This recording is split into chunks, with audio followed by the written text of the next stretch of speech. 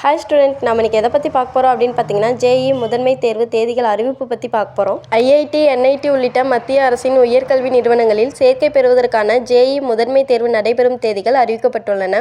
நாட்டில் உள்ள IIT, NIT போன்ற மத்திய உயர்கல்வி நிறுவனங்களில் இளநிலை பொறியியல் படிப்புகளில் சேர ஒருங்கிணைந்த நுழைவுத் தேர்வு ஜேஇ தேர்ச்சி பெறுவது கட்டாயம். இந்த தேர்வு ஜேஇ முதன்மை தேர்வு, பிரதான தேர்வு என இரு பிரிவாக நடக்கும். முதன்மை தேர்வு ஆண்டுதோறும் 2 முறை நடைபெறும். அந்த வகையில் 2026ஆம் ஆண்டுக்கான கணினி வழியிலான ஜேஇ முதன்மை தேர்வு ஜனவரி மற்றும் ஏப்ரல் என 2 கட்டங்களாக நடத்தப்பட உள்ளன. இதில் முதல் கட்ட தேர்வு ஜனவரி 21 முதல் 30ஆம் தேதிக்குள் நடக்கும் என தேசிய தேர்வுகள் முகமை அறிவித்துள்ளது.